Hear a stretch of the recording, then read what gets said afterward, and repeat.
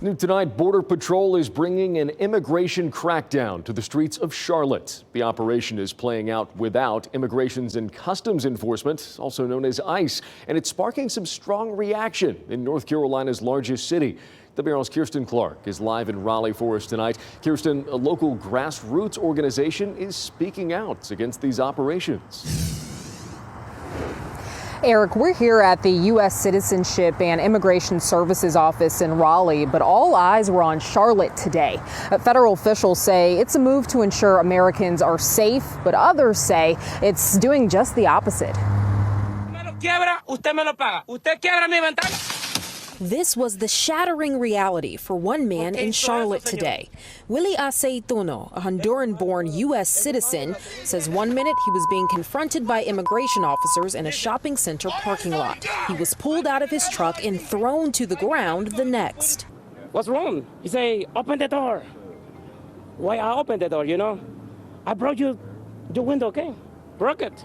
This footage captures an agent leading a man out of a laundromat, his hands forced behind his back, while a group of officers can be seen here strolling through a Home Depot parking lot. Agents questioning people in someone's yard rushed back to their van after the homeowner confronted them. I sat down today with Emmanuel Gomez Gonzalez to talk about what unfolded. He works with SiembraNC, a Latino community organization involved in community defense and advocacy for immigrant workers in North Carolina. We've seen it happen in other cities that have experienced this kind of heightened presence.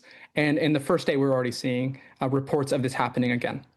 That should tell us about what the actual consequences of operations like this are in disrupting the lives of people who live and work in our communities. Gomez Gonzalez says SiembraNC will have community patrols in Charlotte on Sunday. There are over 300 people that are trained to become part of these patrols, and we see that as an essential way that we can help ensure that people are able to continue to do the things that they need to do at the day-to-day places they need to go for themselves, for their families, because life goes on.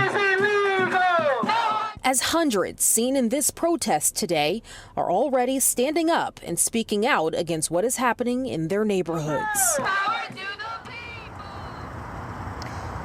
We will continue to monitor reports of these operations as they continue there in Charlotte. Live in Raleigh, Kirsten Clark, WRAL News. Kirsten, thank you. And we've seen a lot of reaction to this operation in Charlotte coming into the newsroom today. Earlier today, North Carolina Democratic Party Chair Anderson Clayton released a statement.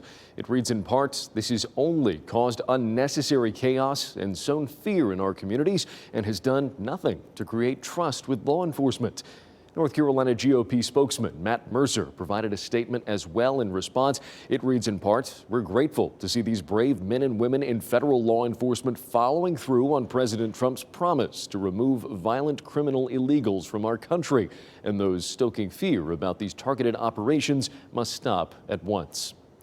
Also today, we received a joint statement from the North Carolina and Charlotte-Mecklenburg Associations of Educators, part of which reads, "Our city will not be intimidated. Our schools, our neighborhoods, and our communities deserve safety, stability, and dignity, not fear."